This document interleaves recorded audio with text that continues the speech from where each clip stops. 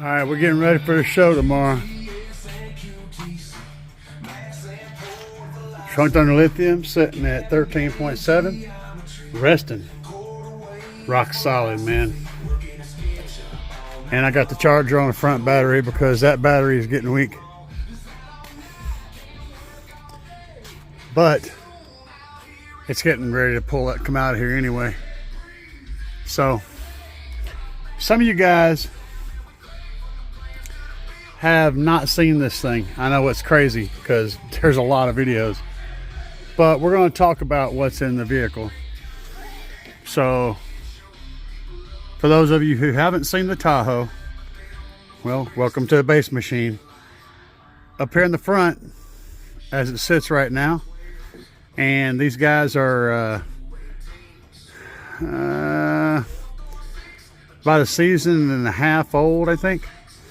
So they've done a year, and they've had the crap beat out of them.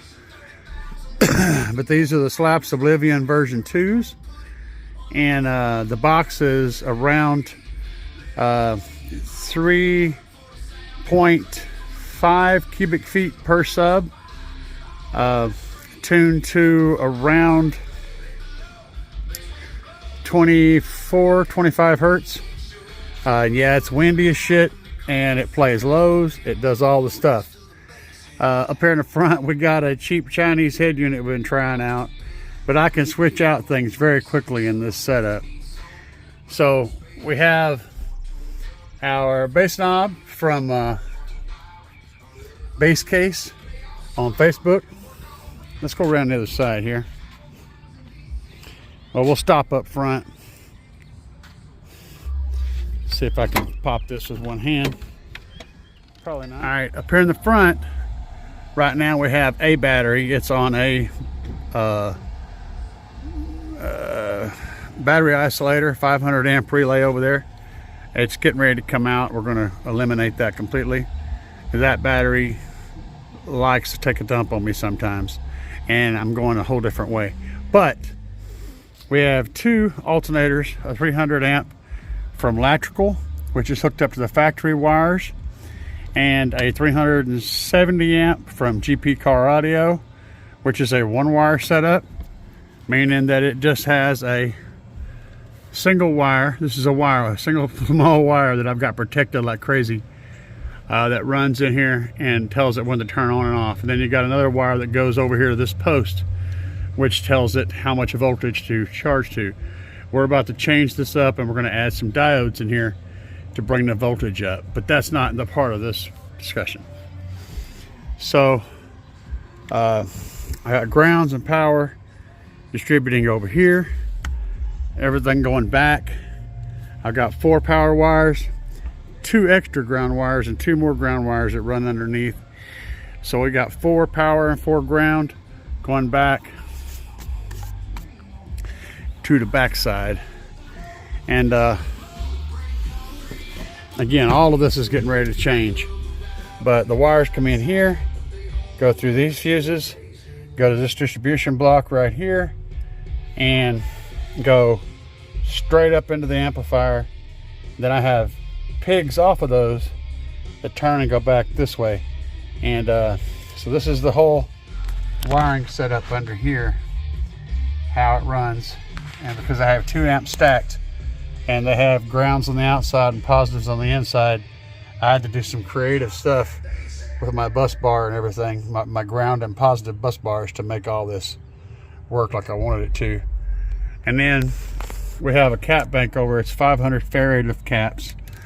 It is hooked up, and I'm sending the signal with an Audio Dynamic Hi-Fi DS P68.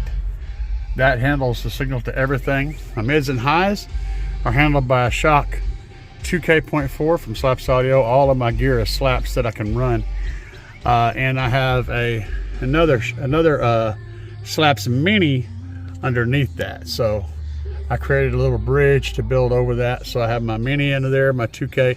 My 2K powers my door speakers. So let's go over here. The 2K is just running these guys, one on each side. And then my tweeters and my little 3s. Now these tweeters up here are not hooked up, but these 3s and these tweeters are running off the SLAPZ Mini. And that little sucker does a lot. So all of this is getting power from back here. And what I have back here is 2 trunked under lithium 10K version 2s. And yeah, that's how that works. Of course, I got some pretty cool awards back here in the back. I got my Black Ice Award. I was competing against some really big guys when I won this. And one of them would have beaten me by 1 dB, but he couldn't get his radio to play in the lane. But the other guys, I beat handily in this competition. This is a hard competition because it plays a weird frequency range, and I just happen to be able to play pretty much any frequency range in the Tahoe. The Rad Choice Award was awarded from the guys at Rad, new audio company out there, and they picked a build out of all the different ones that were out there that day, and they chose mine mainly because I demo like a monster, and I gave them a face slamming hardcore demo. And this certified 155, baby. Yes, I am. So this is all about to change up because we're going to do some crazier stuff, but I wanted to show you guys what was back there.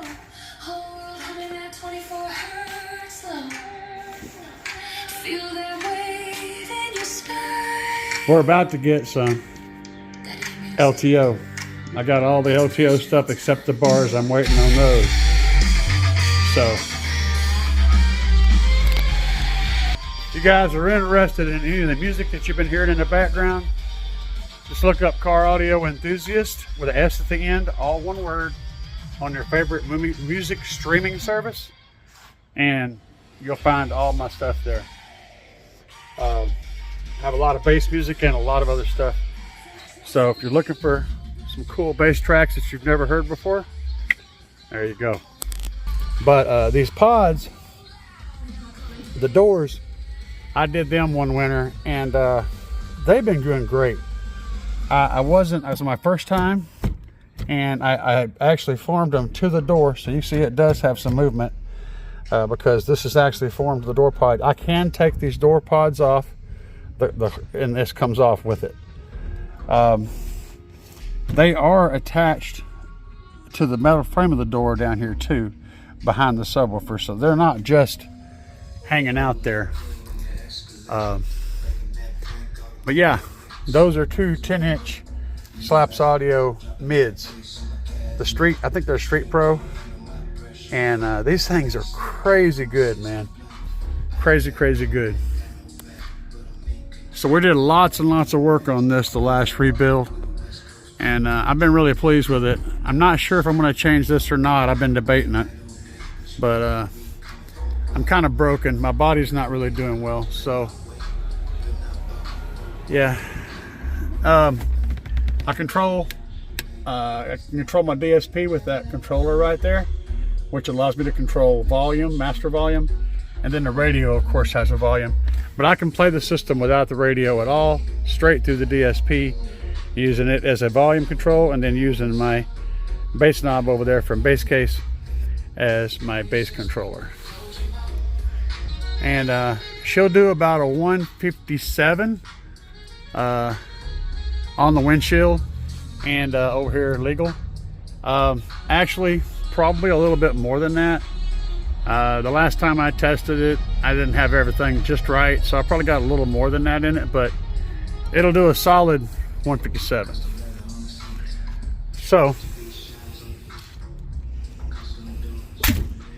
if you've been wondering about this crazy build of mine, and for some reason you haven't found any of my build vlogs, which there are a lot on my channel, that's what this is all about.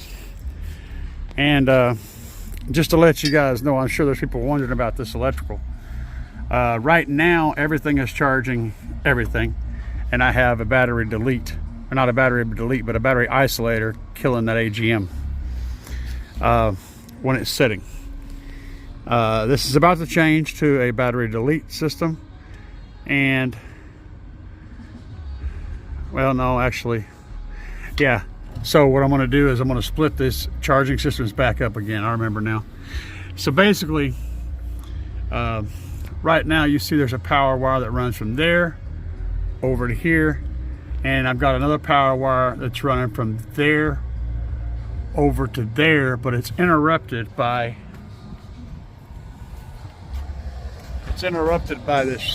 this relay right here. It runs right here and it gets interrupted, and then when the relay is active, it connects to the system through fuses.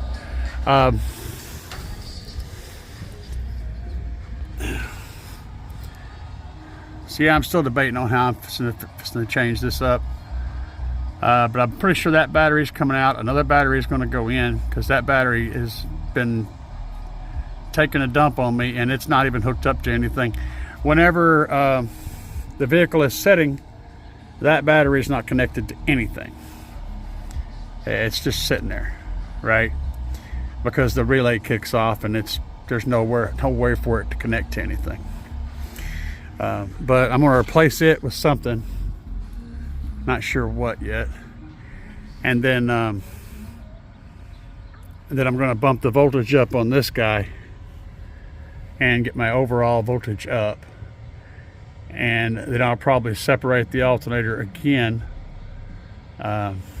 separate these two, and just have this guy charging whatever I put over there, and then this guy charging the back bank at a higher voltage, because I got to get the voltage up for the cells that I'm going to be running. Anyway, guys, this has been a tour of the Tahoe in its current state.